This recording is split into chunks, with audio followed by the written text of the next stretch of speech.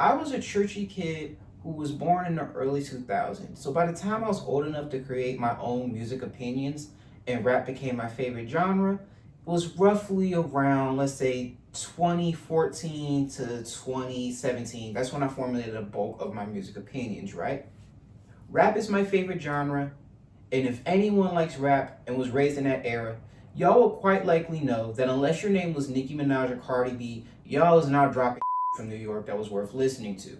Didn't get into Griselda until last year. That being said, I chose to watch a movie that stars Cameron of Paul's fame. And yeah, this was fire. Let's talk about Paid in Full while I make some chicken Alfredo.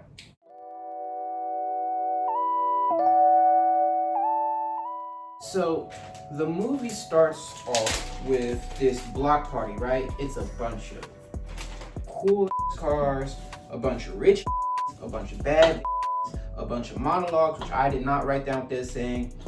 All I know is at the time the monologue was being done by our main character, Ace, which I looked up the movie because I saw in the intro. It was produced by Jay-Z, and I'm just gonna assume that he had creative influence. Otherwise, these people were just like, we're gonna make the main character of this movie Jay-Z. But yeah, as previously mentioned, the cars was amazing.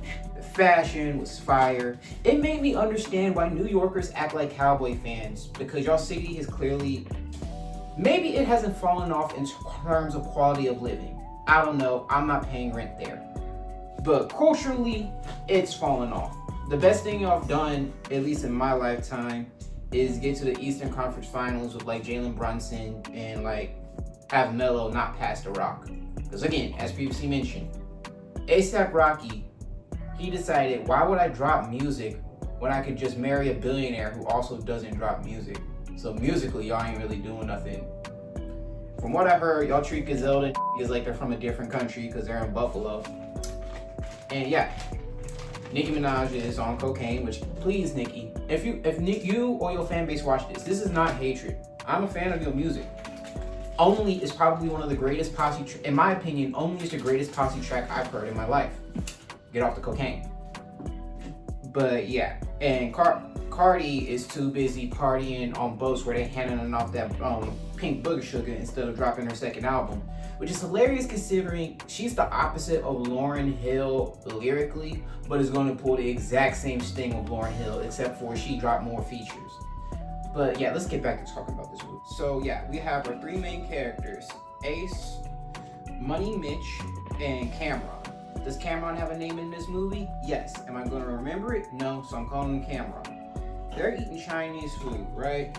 And then Cameron tells this story about this birthday party, and he really shows the difference between Cameron and Ace, because they're like opposite sides of not even the same coin. They're like the angel and the devil on Money Mitch's shoulder, right? So at Cameron saying this story of he pulled up to this dude's birthday party, shoved cake in his face. He's like, I'm showing the nigga love, B. Everybody says B a lot in New York, at least from that era. Do I know why? No, but that's just how the is talking. I'm just trying to show nigga love, blah, blah, blah. I'm in a Gucci sweater, you know how it is. And then Abe, I was like, bro, you are drawing, what you just doing way too much. I don't know why you be like that. I'm on that weird shit, but hey, go off. And that's really not gonna spoil the movie that you clicked on this video knowing spoilers are coming.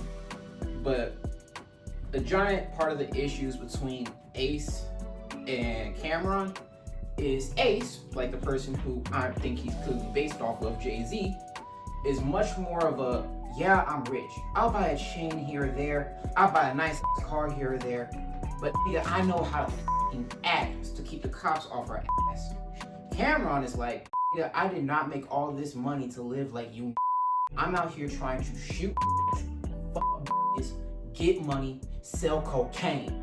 And I'm like, if you watched my first video ever, which was about Set It Off, Queen Latifah was on a similar vibe, but she understood how to follow instructions. Cameron is not Queen Latifah. But yeah, after that little story and that little disagreement, what's his name? Money Mitch, who's played by Mekhi Phifer, right? He starts shooting stuff into the trash can, which I'm like, this is a movie set in 1986. So I really do feel bad they did not have the ability to shout Kobe when they were shooting in the trash. But he starts shooting it. Old boy said that he wasn't gonna make it. By old boy, I mean Cameron. And he's like, you ain't gonna make it, I swear on God. 5 bands. He put down $5,000 on a making it missing a trash can shot. That's how you know this is rich and dumb. And then he makes that shit. And then Cameron, not being able to leave well enough alone, was like, hey, double or nothing, because I'm a greedy little bastard with a ass forehead. And then Money Mitch is like, double or nothing, double or nothing. Cameron watches him, he banging on the damn table, like, yeah, make that shit. He missed that shit. And he's like, yeah, no more Chinese food for you, no more ribs for you. Where my money at? And then Mitch is like, yo, my money at the crib for real, I ain't got it on me. And then Cameron like, okay, if you ain't got it on you, we gonna have to like, you ain't getting no food. And nobody really wanna like cause issues. It's not like they're scared of old dude. They're like, bruh, it ain't that deep. Yeah, Money Mitch asked Ace, hey Ace, you got some money? I ain't got it on me. And then Ace was like, yo, I ain't got enough money to give to you. The rest of my money at my house. And he's like, nigga, you rich as fuck. How you ain't got the money? Then he gets a phone call, right, from his girl saying that she having a baby. So they go outside after he tells that. Cameron is popping champagne on Ace's BMW. They super excited. Ace goes back to the apartment. He gets in the apartment, gets drug in, beat the fuck up behind closed doors. Cops come in to like, not cops, EMS comes in to drag him out and save his life. This nigga bleeding all over. He turns to the side and then he just sees money raining. And then we cut back to like a year before all of this took place. So we flash back to Ace, who kind of looks like a sauceless Tyler the Creator, working at this laundromat. And his boss, being an annoying ass motherfucker, puts a sign. He pretty much says, hey, I know you're looking at that sign right there, right? And the sign is like a we're hiring sign. And he's like, yeah, I don't know why you got that up here, like I don't work there. And his boss is like, yeah, to make sure you give it an effort so you'll know we can replace you at any moment. Which I just want to say, me personally, you can try that games with a lot of people. Don't try that shit with me, because I ain't gonna say I'll quit a job with no job, but I'll find a new job. Best believe. Life is too short to be dealing with niggas you can't stand. I don't care if you need them. Shout out to my childhood. But yeah, after they have that whole little discussion, a dealer comes in whose name is Calvin.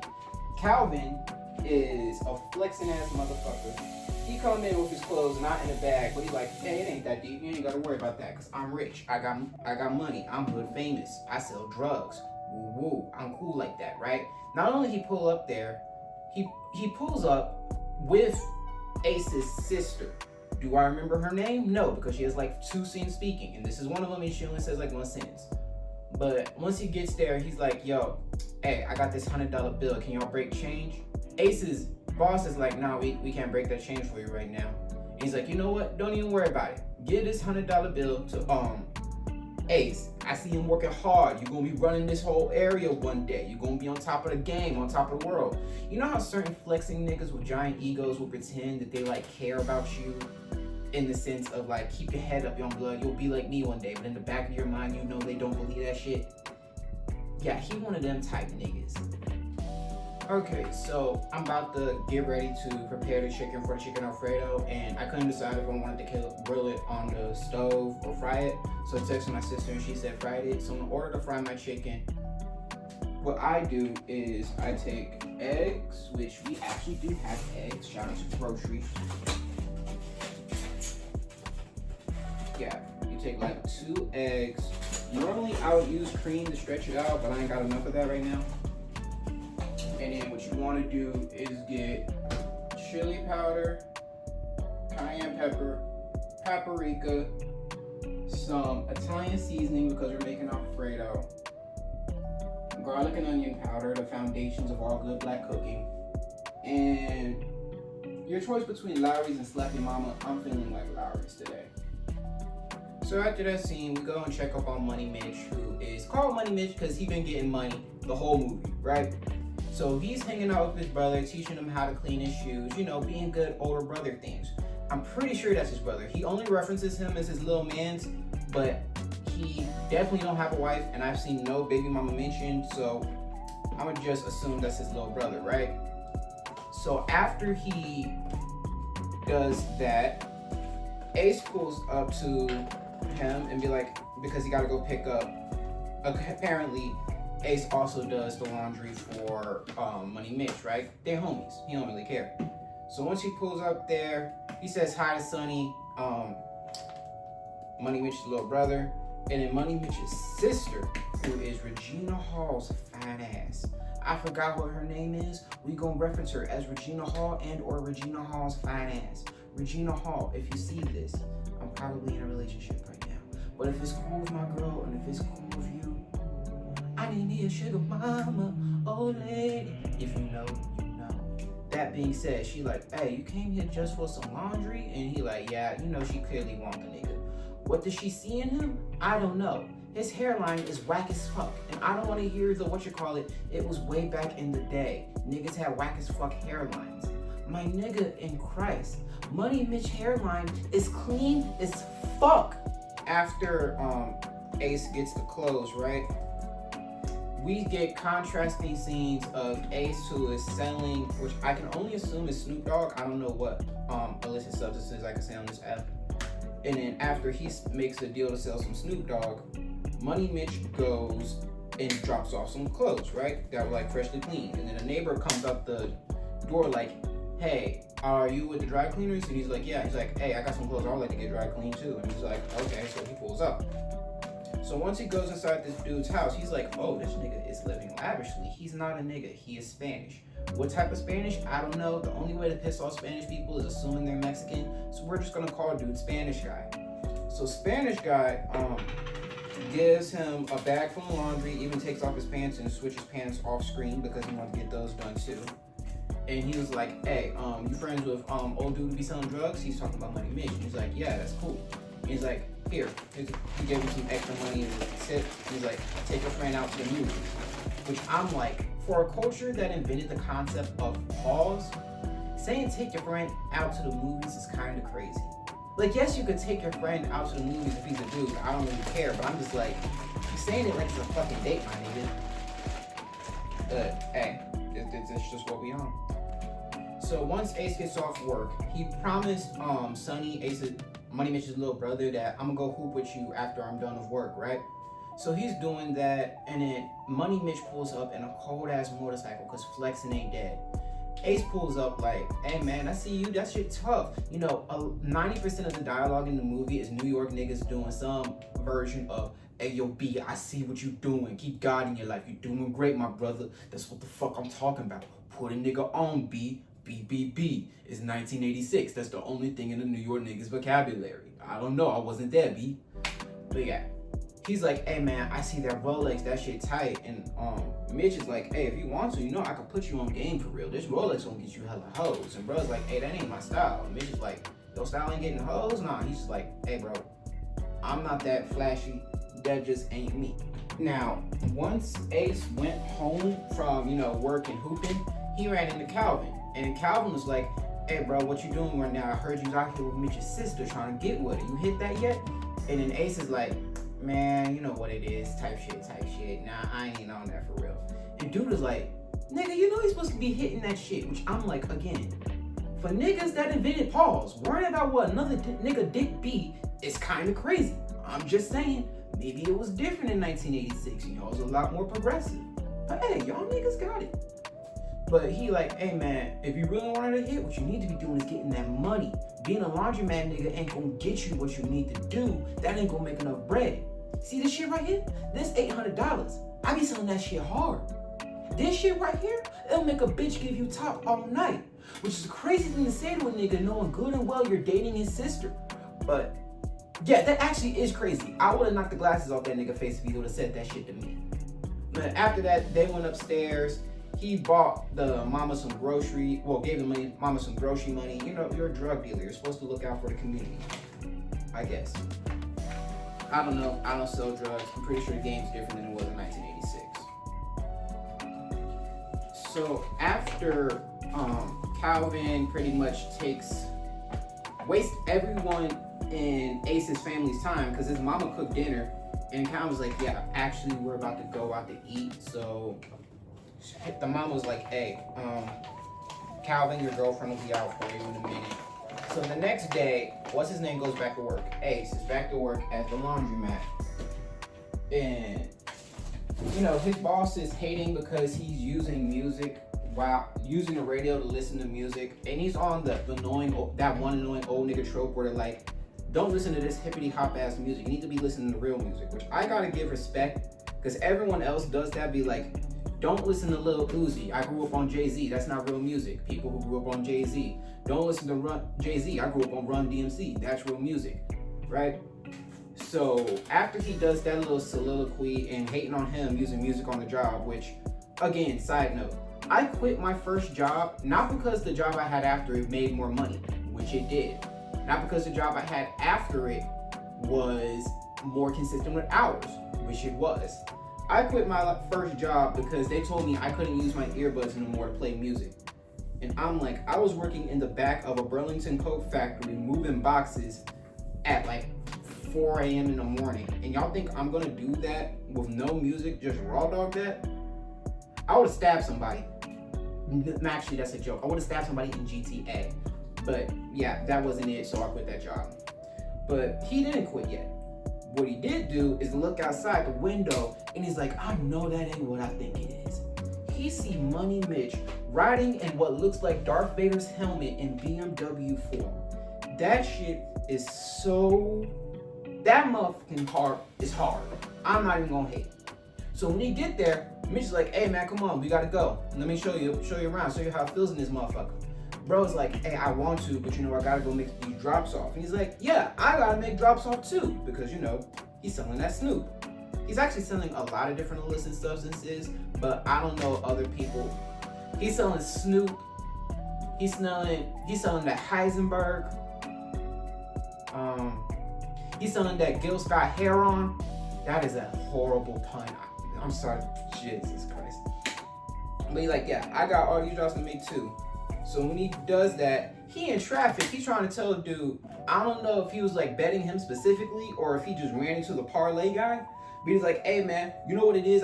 He's like, the dude who he's pulling up on, like, yo, that car's so tough, bro. I see you. And he's like, you know, I gotta be in the cleanest stuff. That being said, what you got on tonight? And he's like, you know, I gotta put some money on the Knicks for real, which I'm like, that's how you know you rich. When you got money to just entrust to the New York Knicks and expect them to make it back for you. Because them niggas is in the ECF and they might be getting bounced while I record this. It would be so, whether they're getting bounced or not, it will be funny either way. I don't think they're going to make it to the finals because I'm a hater of New York City. My ex was from New York and, ooh, that is a story for another day. All I will say is that was the greatest toxic. I got to respect the villainy because you had my ass. Pause. You know what? That's a story for another day.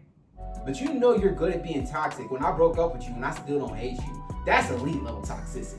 But let's get back to the movie. So Mitch drops off Ace so he could give like the clothes to Spanish guy, right?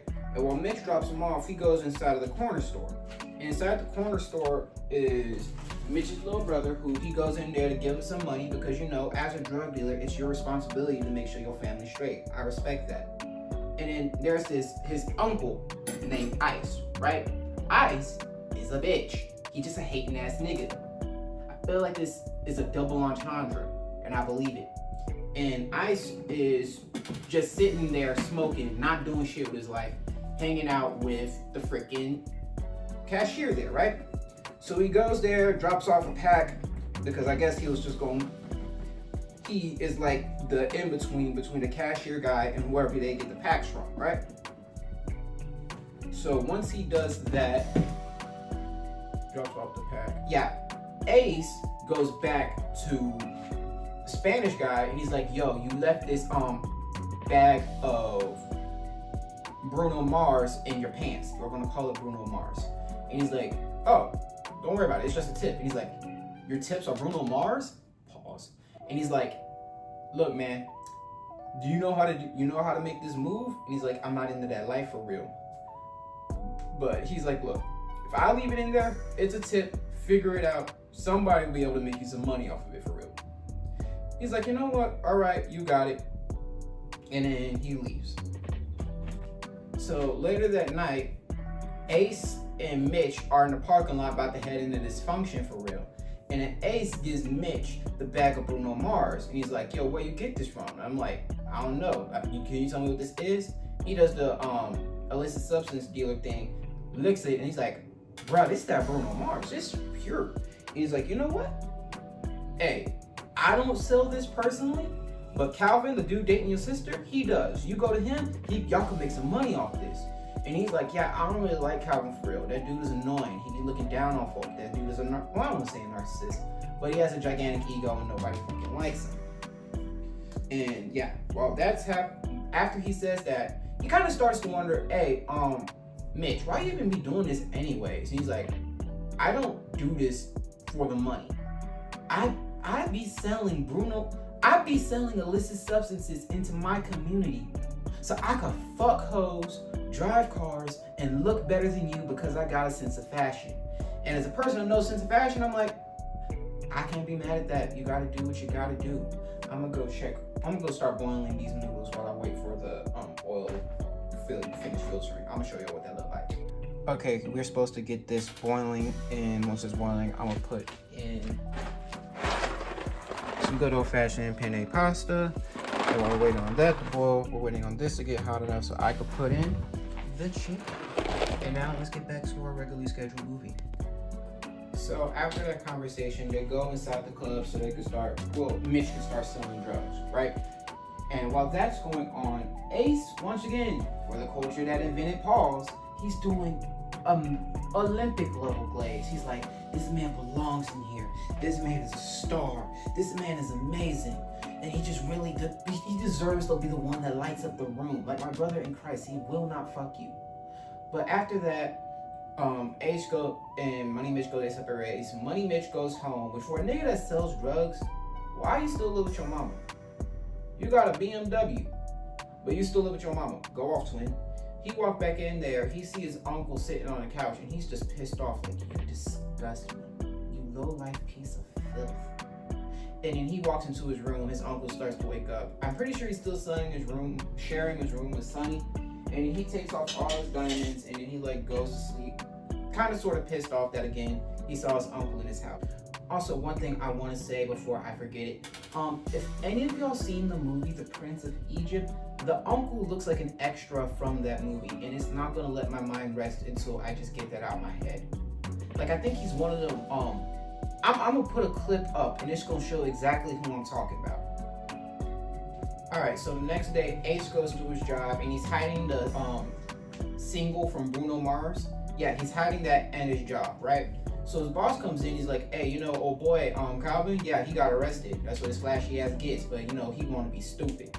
And after he says that, Calvin, you know what? That's crazy. Once he heads home from work, one of the former clients of Ace, well, not Ace, one of Calvin's former clients is like, yo, man, I heard Calvin got arrested. You know where I could get a fix? Because, I need that. We living in poverty. There ain't shit else to do. And he's like, that's real.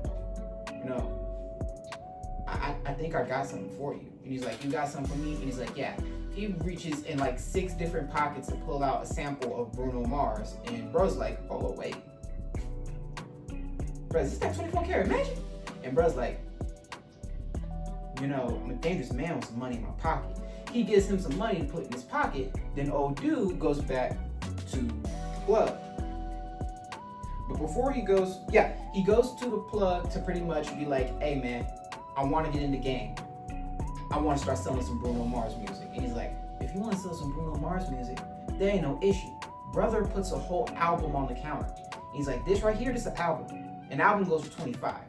But what we really sell them for is 18. And he's like, I get 7 for profit. He's like, I like you. You're smart. So he's like, you, right now, you're not ready for an album. I'm gonna front you a freaking EP. He puts an EP on the table. And he's like, look, you break down this EP, you come back with the money, and if you make enough money, I'll let you get an album.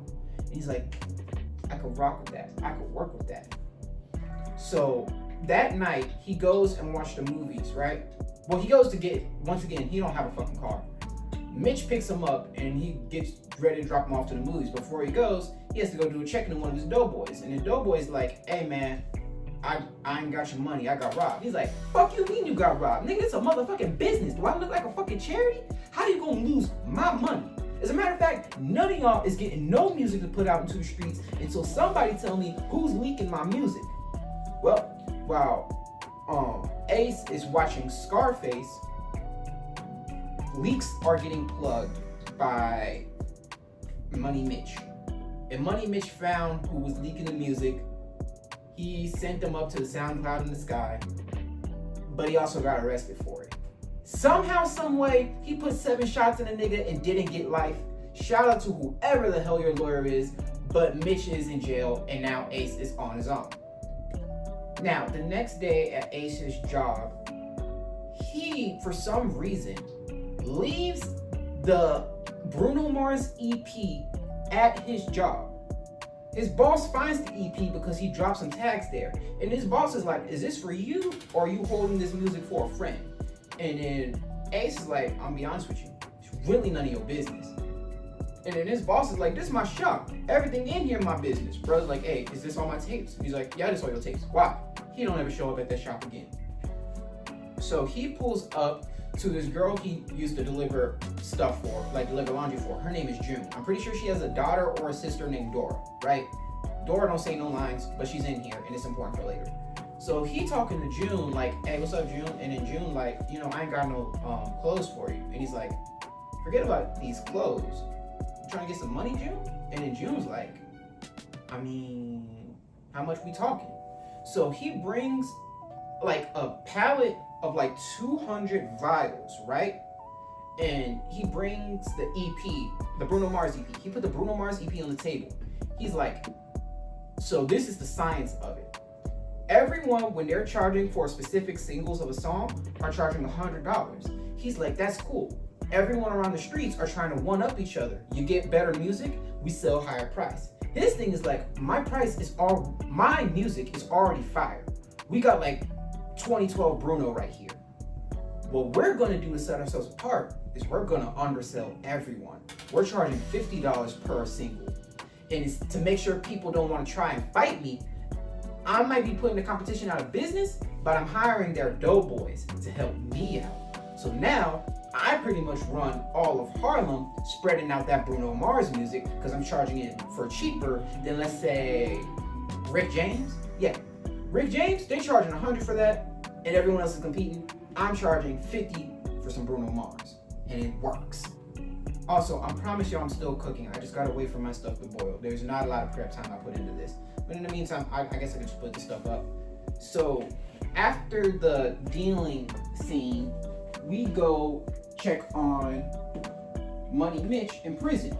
He on the phone, and some dude don't like that he's taking up all the time on the phone, and he get ready to squirt with Money Mitch. He's like, what you about then, little homie? Money Mitch clocks him in the head of the phone, and out of nowhere, Cameron comes in and shank a dude in the neck, right? Because he wanted to protect Money Mitch.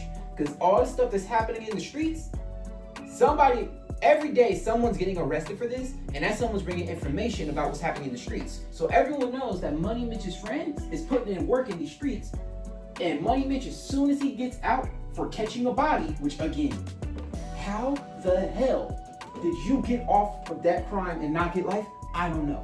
But as soon as he gets off, he's getting put on. So Cameron is like, hey, bro, I killed that dude for you. I'll do anything for you, brother. I'll die for you, brother. I suck your dick. He didn't say that, but that's the only thing he didn't say he'll do for him. So after he does all that, pretty much Cameron gets in good with Money Mitch. Now, what's crazy is everything I just told you gets reiterated to Ace by the nigga from Drink Champs, who apparently wasn't bald his whole life, as black men tend to be. And after he tells him that, he's like, hey, you didn't see me here because I am on house arrest. Cameo over. So Ace, who finally has a car, is pulling up to Regina Hall fine ass because he's taking her on a date. He's showing her love. And she's like, she's not really feeling him at the moment. Like, that's her man's, but she's kind of mad at him. And she's like, you're like, why are you feeling the way about it? She's like, you wasn't really giving me the vibe I wanted at the club. And he tells her, well, yeah, at the club, I'm only there to do business. I don't really be having joy at the club, which I'm just like, was Jay-Z writing this too? Because I don't know a lot about Jay-Z. My favorite songs of him are his features with Pusha T. Before reasonable doubt drop, the jury hung. Bling bling. That motherfucker was spitting. But this just seems like Jay-Z's whole vibe. And once he was like, ooh, stutters, sorry.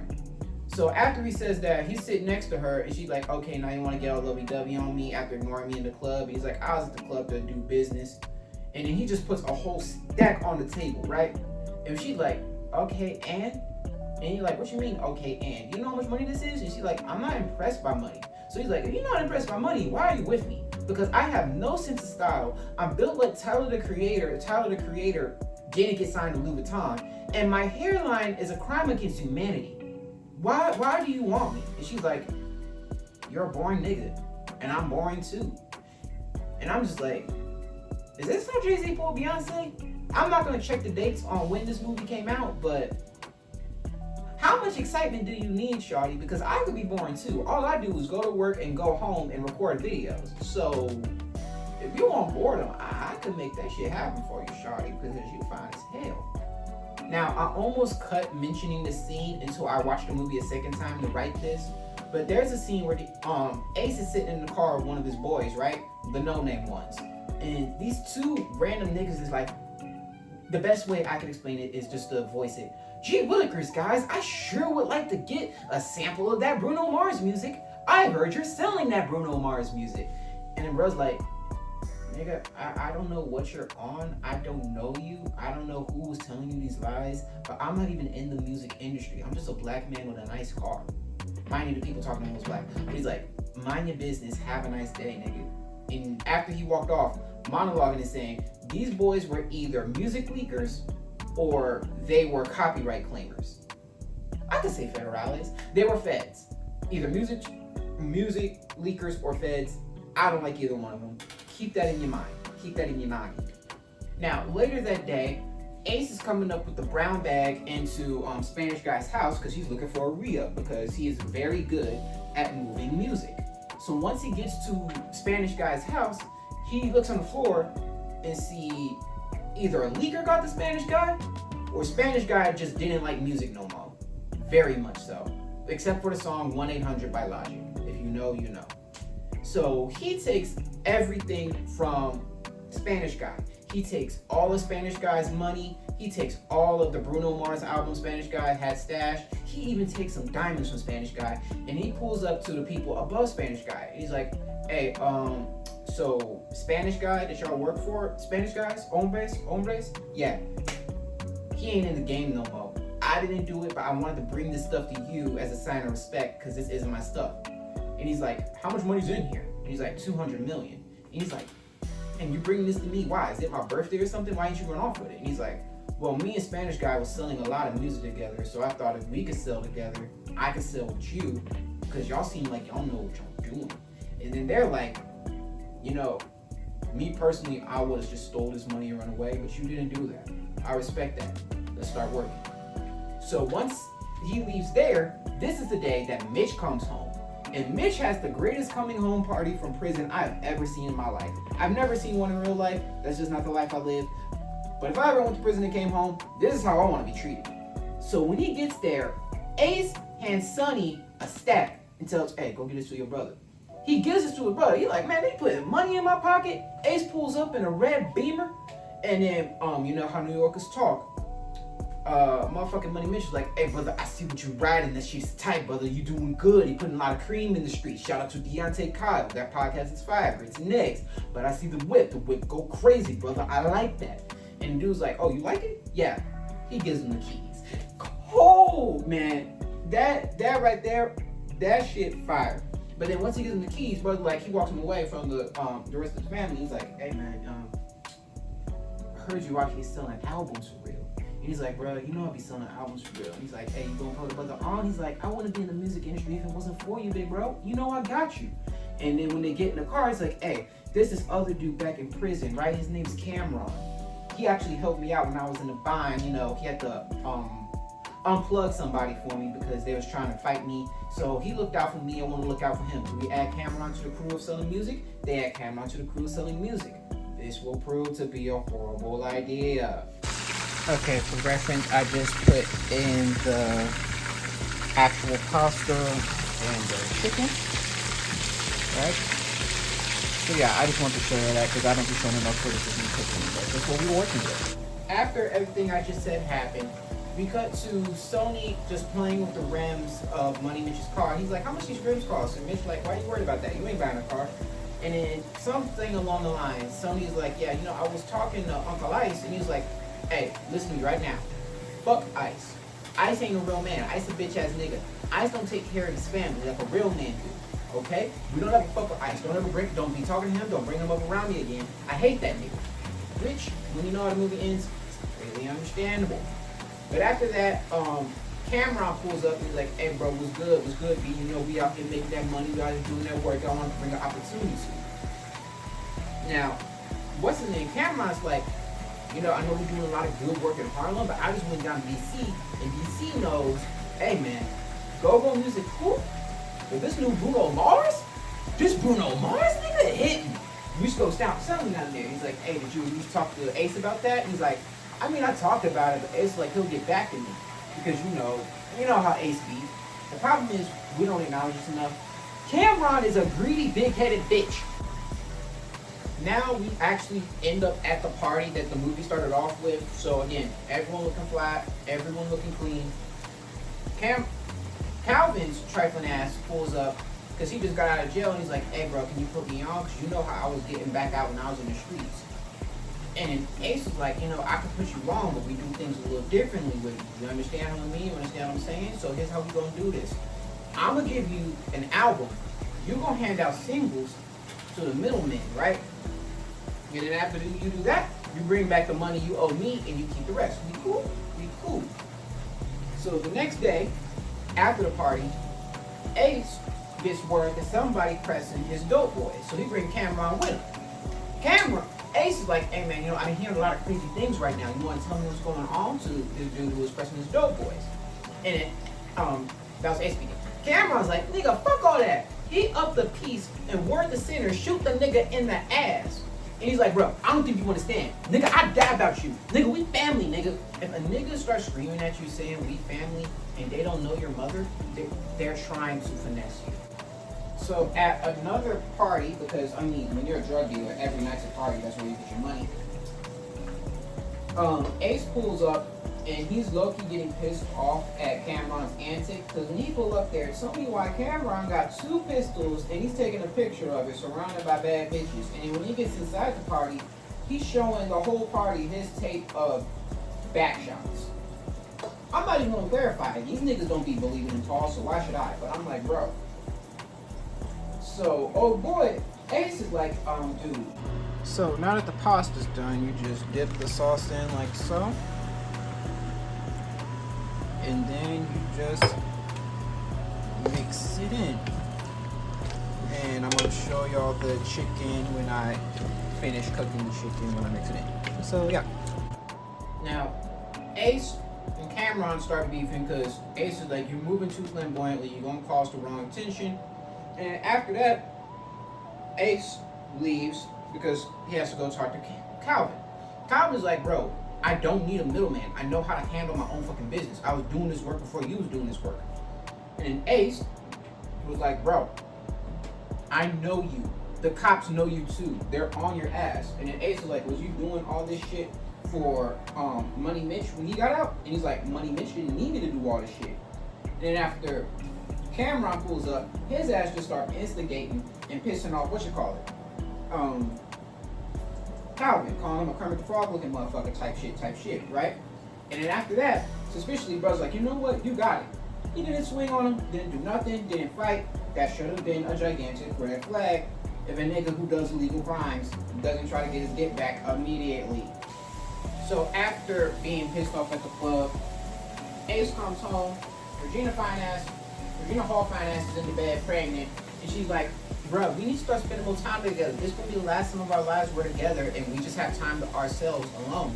And I'm like, baby, if he don't spend time with you, a young nigga like me will. Pregnancy and me shit, but your shit was fire raw and nigga didn't pull out. And I'm just like, I ain't saying I'll raise a father. I'll be a father figure, but I'll bring over diapers. I'm just saying. Like, y'all lucky I wasn't in the movie. I'd have been making some high risk, high reward plays. Because a nigga like me is irresistible. But hey, that's a story for a different day. Meanwhile, um, Money Mitch pulls up on Ice, and he's just tired. He pulls up, and his brother is sleeping on the couch. And he's like, "Why is no one here at the house? Where Mama at?" And he's like, "Mama left." And then Ice is in the bathroom, and all he sees is an elastic band, and this Money Mitch goes fucking ballistic. And he's like, "I don't want to see you in my house no more. How the fuck you getting high in here around my brother, around my little mans?" And bro's like, "Yo, you don't know who sold me who gave me the drugs that I'm high off on right now." He's like, "I gave you the drugs so you could sell the drugs. As a matter of fact, get the fuck out of my house. You will never do drugs again." He started fighting him, beating his ass, and he's like, oh, okay, you worried about your little brother. Why are you worried about your little brother? Like, you actually gonna take care of him. Bro, you just gonna be another brother who acting just like you. I can see it now. Money Sonny. Bro start beating his ass, kick him out the house. He telling him that you will never get another front of drugs from me again. And then he goes and hugs his brother, being like, "Hey man, I saw you, had to see that." Hikey, he is the father to his brother, but yeah, he cuts him off from the drug supply. Cameron, Ace, and Money Mitch goes to another party again. This time to see a live performance of Dougie Fresh, which according to IMDb, that was actually Dougie Fresh performing as Dougie Fresh, which is also kind of crazy because Mekhi Phifer ain't a rapper. No hairline having ass nigga is a Jay-Z self-insert, and then we have Cameron all witnessing the birth of hip-hop. That shit's kind of tough, I'm not gonna lie to you.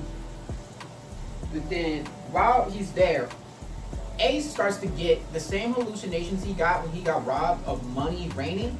And we realize this is the night that he goes to the party, and then after the party they get Chinese food. And then after Chinese food, he goes home and gets robbed. And we see what actually happens all the way through this time. So he gets in there, they pull him, beat his head in, because he went to the stash house first before he went to his house to see his baby being born.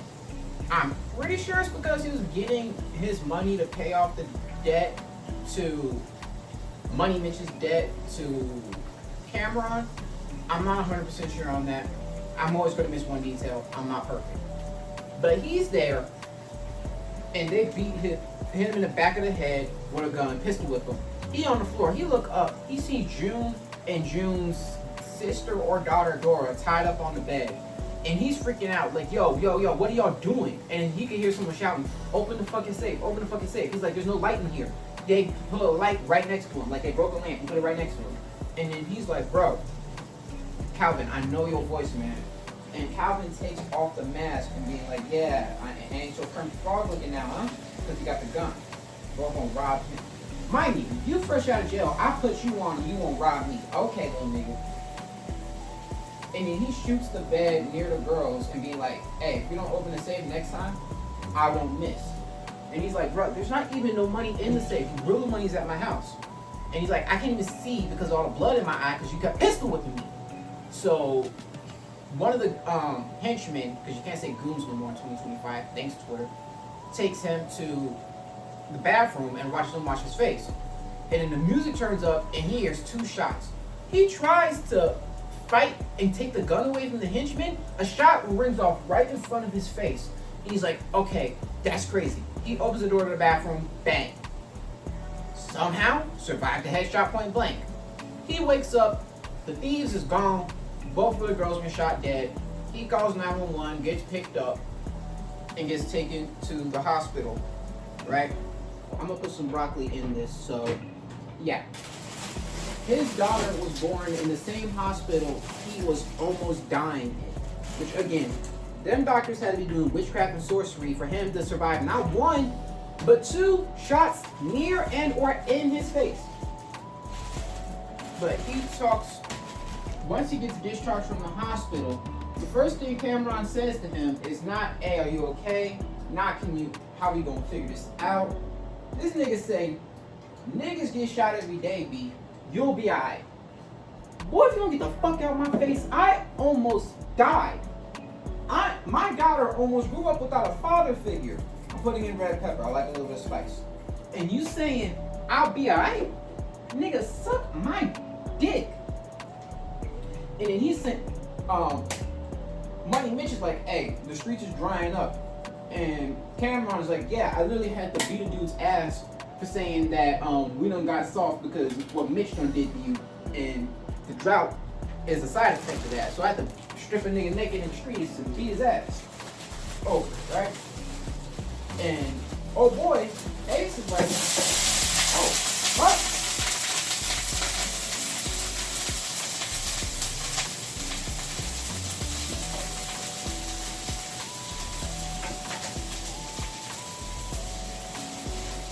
Ace is like, bro, I'm legit about to get out this game. I'm not gonna be able to walk the same. I'm not gonna be able to talk the same. I'm not gonna be able to breathe the same. I need to just leave while I'm ahead. And dude was Cameron like, oh, I know what your issue is. And he gives the chain that was on freaking Calvin. And then we see a flashback of Cameron literally on his motorcycle caught Calvin in traffic laughing and aired his shit out. And then, what's his name? Again, because Cameron is incapable of thinking of the bigger picture. Oh boy, Ace tells Cameron, bro, you're bringing way too much heat. Don't bring this bullshit in here. Because I don't need the cops thinking I was involved with that murder. So Cameron leaves and tells Mitch to go talk to your boy and figure out what's wrong with him and why he acting soft and how we gonna get these drugs back flowing in the streets. Because niggas is starving. So when he leaves, Ace and Mitch are having a conversation about the nature of the drug dealing. And Ace is like, bro, I don't even like this for real because all the love we get is fake. They don't really love us for who we are. They love us for the lifestyle we can provide. They love us for how high we can get them. They love us for the cars we ride. They love us for the clothes we wear. They love us for the bitches we fuck. We're not people, we're more aspirations. And Mitch is like, yeah, that's true, but I'll be honest. The reason I do this shit is because I love the game anyways. Niggas, love can be fake. Niggas ain't gonna love me if I don't do this no more. Even if I was a ball playing nigga like Bird or a ball playing nigga like Magic, is the crowd still gonna cheer for me when I'm not playing ball no more? And that's real shit. Because, well, no it's not. We still gonna be cheering. I'm still gonna be cheering for LeBron whenever he retires. Shout out to LeBron James. The only ethical billionaire. Don't ask me to quote that. But after that conversation, he's like, look, bro, I'm gonna give you the plug. I'm gonna connect them to you so I can just finally get out the game because I can't keep doing this. But if you want to still be in the game, I'll give you the connection to the plug. And then Money Mitch gets a call from his mama.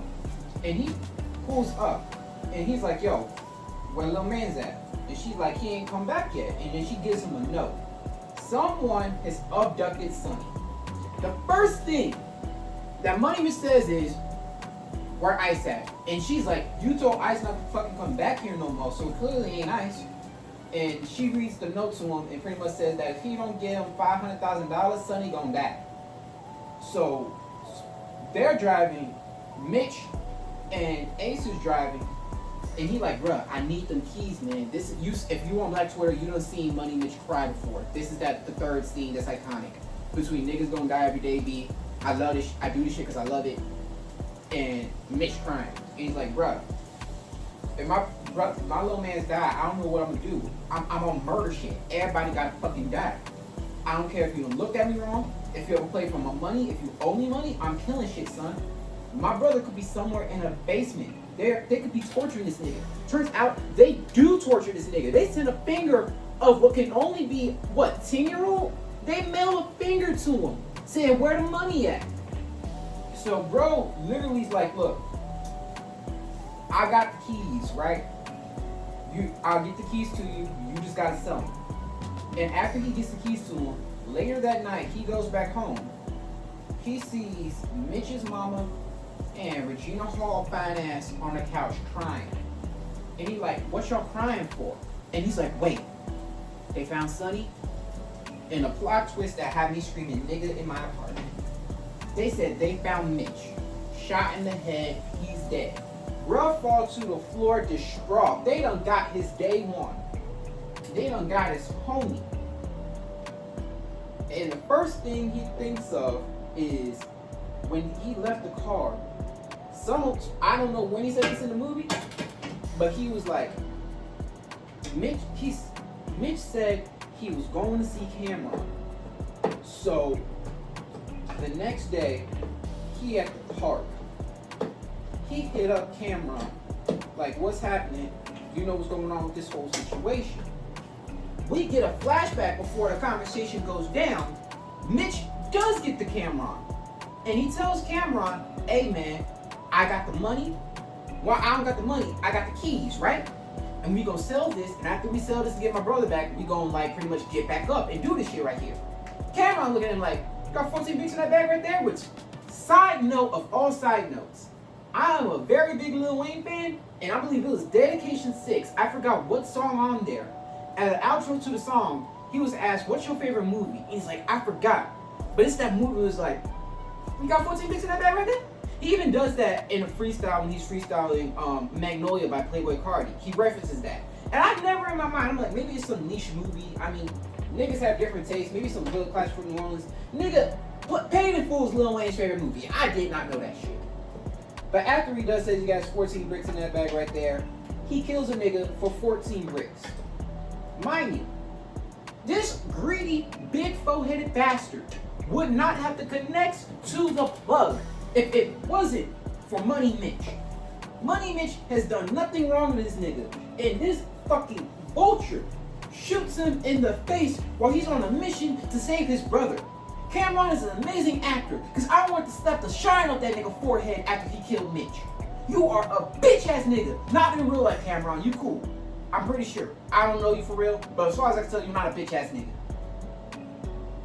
But yo, after that, and when Cameron meets up with Ace at the park, Ace starts seeing some clues and start putting shit together. Like he asked him, did you see Cameron? Did you see Mitch? And Cameron's like, yep, nah, I ain't seen him last night, even though Ace remembers vividly him, Cameron saying, I'm gonna go hit up our favorite crash dummy to help me find my brother. And then he's like, yo, what happened to your forehead? Because Cameron mushed his head into a wall and it left a bruise. And he's like, you know, I was fucking with this wild ass bitch last night. You know how I be, I'm a wild boy. And he's like, yeah, real. You recorded this time? Like you did when you was recording fucking that bitch with back shots? And he's like, bro, you think you know me. I don't record every time I be smashing. And then he played and it's so cool. And he's like, yeah, cool. Look, so I got this other set of keys, right? These ain't the only ones I have. I have an emergency stash. You pull up over here, you call these people, these are plugged. They'll connect you. He pulls up to this building, shots go off, and then we realize he set up Cameron to get caught by the feds by straight up just snitching. Now, I have no qualifications to speak on hood politics and hood law, but how you did Money Mitch knowing, I could understand if you knew, you either didn't know that he was trying to free his brother from ransom, or I could understand if you was like, he was trying to just sell drugs regularly. But you shoot, kill, and rob him, knowing he's trying to save his brother's life? You look at that nigga in his eyes and say, yo, Sonny like my little brother too, man. We gonna take care of him. It's gonna be alright. Fuck you, nigga. You a bitch. And then, yeah, we go into the ending scenes. Cameron is in there saying like, look, I ain't gonna snitch on nobody in Harlem, but I'll snitch on some folk in DC because he got like 25 to life waiting on him. Because apparently he didn't save up no money to get the same lawyers that Money Mitch got. Because how the fuck, again, Money Mitch held a nigga, shot more bullets in a nigga, and got less time. But go off, twin. So yeah, Cameron is in jail. Mitch's mama pretty much got a 2-for-1 special for the funerals, which is so sad. And then, I'm about to call this nigga Avon. I ain't never watched The Wire before. Ace goes to this video shoot afterwards, right? No, wait, I almost forgot. We found out who did get Sonny. And it was his bitch ass uncle kidnapped his own fucking nephew with the help of the nigga who he used to sell drugs with, who worked at the corner store cashier. Kidnapped, ransomed, tortured, and murdered his own middle school age top nephew for $500. Ooh, that nigga a bitch. I hope he get the Tory Lane special with a side of like chomo fries and how they do niggas in jail. You are a bitch and a half, nigga. But yeah, as a part of the plea deal that what's his name did with the two very obvious cops that tried to buy drugs from him, he had to give up like his money and drugs and whatnot. But Ace had enough money left over because he kept some of the diamonds that he got from Spanish guy and started his life from scratch. And the movie ends with him watching a music video of rappers literally just pretending to be everything he really is. And yeah, that's a fire movie. I'm gonna plate this dish of fried chicken and broccoli Alfredo, and I'm gonna give y'all my final thoughts. So yeah, I see why this movie is a certified hood classic. It was a very good time. The acting overall completely was good. Cameron was amazing. Surprised. Granted, I don't know if he was playing against type. If I don't know Jay-Z's music, I definitely don't know Cameron's music. Was he a drug dealer or not? I don't know. That's none of my business. But he played a very convincing shiesty ass nigga. Mekhi Phifer as Money Mitch seemed like every hood nigga's aspiration. And even if you're not, anyone who's broke, I'm not a hood nigga. If drugs still make, I say drugs. If I could still make money selling Bruno Mars tapes, best believe I would. But from what I heard, the game is gone. And discount Tyler the Creator looking ass nigga. Ace, the self-insert for Jay-Z, he was really cool. Well, he wasn't cool. He was boring, and that was the point because it's self-insert for Jay-Z. Now, I do think that Money Mitch had plot armor. There's a couple scenes with plot armor because how the hell do you get out after you go to jail for a gun charge of killing a nigga? But the same case, freaking Cameron is expected just to be like in there forever after snitching. Which from what I heard in a clip I've seen from It Is What It Is, I don't watch the show much, but from the clip I've seen, he's like, they wanted him to just snitch on everyone, but he said purposely, I'm not snitching on anyone in Harlem because I live there and I don't want people looking at me like I'm soft, like this is a movie, but you know how niggas be. But yeah, overall, movie was fire. If I had to rank it, I'll give it I'd say a smooth 8 out of 10. Like, it didn't have as many infuriating characters as Set It Off. Compared to Purple Rain, Purple Rain's ending is just the best ending in cinema. That's why I didn't give this a 9. But it's a much more consistently good movie throughout. And yeah, like, comment, subscribe. I'm about to go enjoy this fried chicken, broccoli, and Alfredo. And I'm going to figure out what movie I'm going to watch next week. If y'all have any recommendations, leave it in the comments. Bye.